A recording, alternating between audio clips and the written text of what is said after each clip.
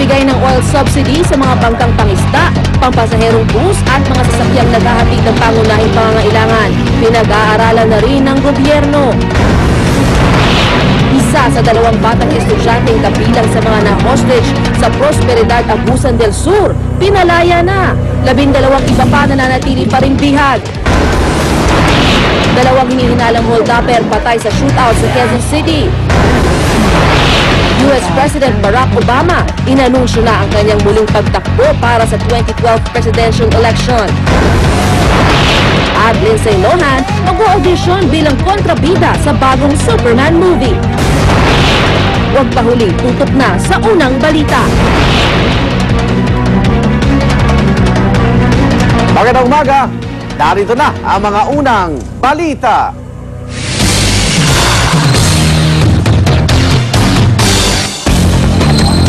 Isa sa 2 estudyanteng hostage ng Ondo Perez Group sa Prosperidad, Agusan del Sur, pinalaya na. Patuloy naman ang negosasyon para mapalaya ang 12 pang naiwang bihag. Mula sa Agusan del Sur, narito ang report ni Dano Tingkungko.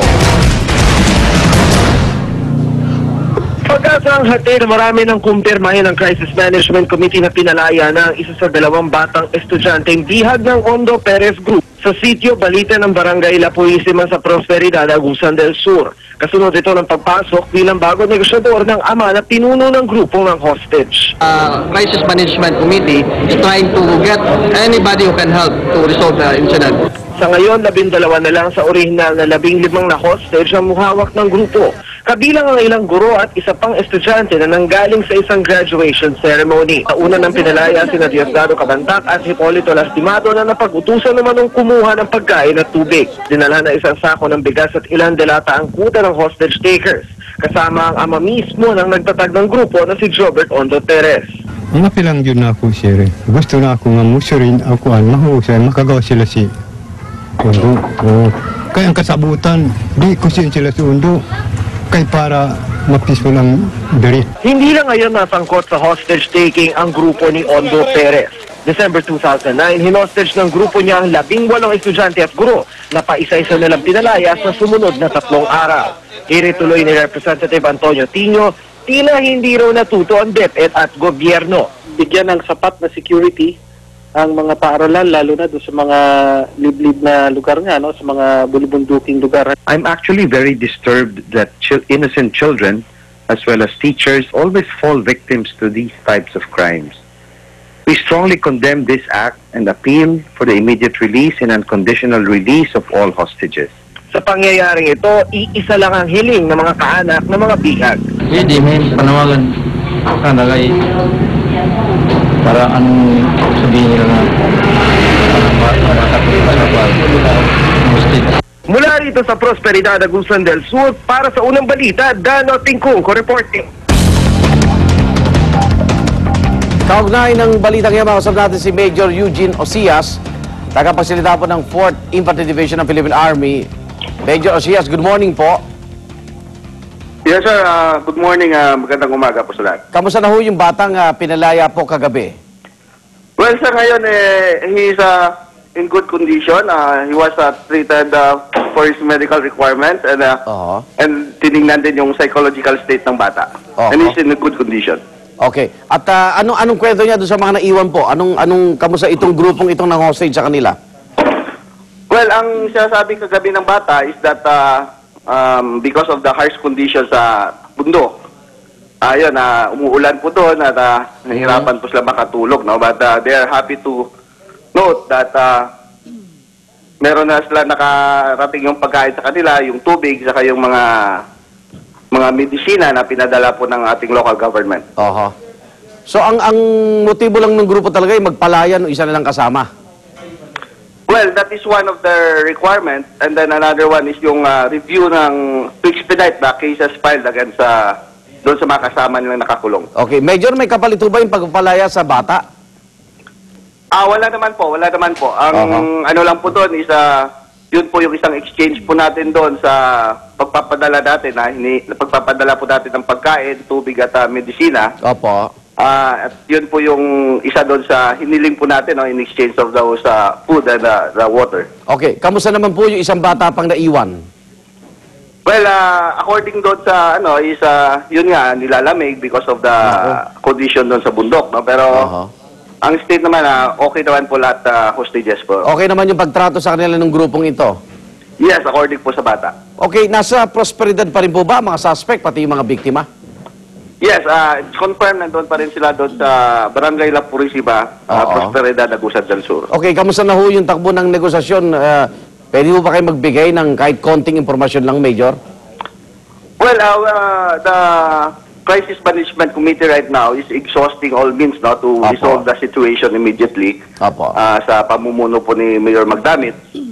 Ang ano naman po ngayon is we're hoping and praying na ma-resolve kagad to at sa ngayon naman po we're still maintaining contact with the hostage takers, so that's a good sign. Okay.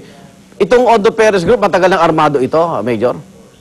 Yes, according to the past na pinag-uusapan is ito naman ay sa mga nag-surrender dati at sa ngayon ito nga yung nangyari sa kanila after na nangyari yung 2009 incident with Ondo Perez. Opo, ba't sila armado? Anong grupo sila? Well, ang sabi dati, they're rebel retortees, no?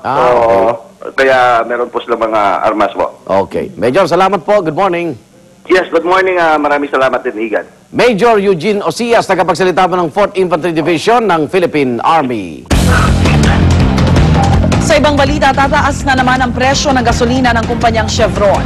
Simula ngayong alas 6 ng umaga, 25 sentimo kada litro ang kanilang dagdag singil sa regular at premium gasoline.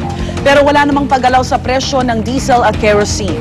Ang gasoline price hike ay bunsod daw ng pagtaas din ng presyo nito sa world market. Wala pa namang abiso ang iba pang kumpanya ng langis kung susunod sila sa gas price hike. Samantala, pinag-iisipan na po ng Malacanang na pagkalooban na rin ng diskwento sa langis ang mga bangkang pangisda, pampasaherong bus at iba pang sasakyang nagbabiyahe ng mga pangunahing produkto. Narito ang report ni Bernadette Reyes. Nang i-anunsyo ni Pangulong Noynoy Aquino noong nakaraang linggo ang diskwento sa langis para sa mga pampasaherong jeep at tricycle, tanong ng ibang sektor ng transportasyon, bakit naman daw hindi sila kasama? Gayong pati sila sa pool din naman daw ng serye ng oil price hike. Kaya naman ang palasyo, pinag-aaralang isama ang ilan pang sasakyan sa mga bibigyan ng diskwento. There have been proposals, we will look into it. Yung Fisher-Folk, for instance, seems to be worth it.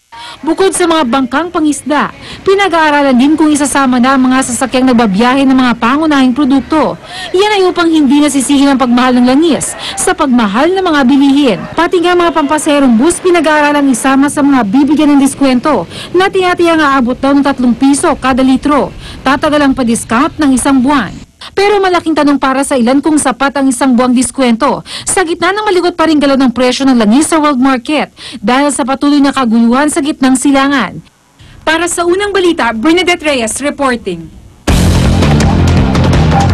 Ula tungkol sa pasyenteng nagkaroon ng HIV matapos umanong masalina ng infected na dugo. Pinaimbisigan na ng Department of Health. Tiniyak naman ng DOH na mahigpit ang proseso ng blood donation sa Pilipinas. Narito ang report ni Lay Alves. Silent and growing. Ganyan kung ituring ng ilang eksperto ang estado ng HIV/AIDS sa Pilipinas. At nitong Pebrero lang, umabot sa 159 ang bagong kasong naitala dito sa bansa. Pero ay kinababahala ng Department of Health, isa sa kanila ang nagsabing nakuha raw niya ang HIV sa pamamagitan ng blood transfusion o donasyong dugo. Pinaiimbestigahan na ito ng DOH. Baka may laboratory error, false positive. Number 2, pwedeng nasa dinan talaga siya ng dugo na contaminated.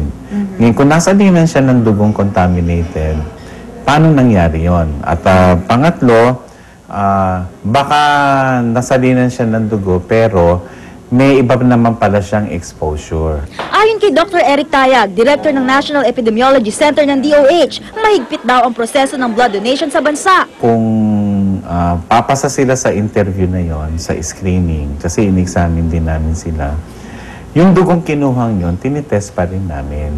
So kung positive yon, bagamat pakukumpirma pa yon, pero yung dugo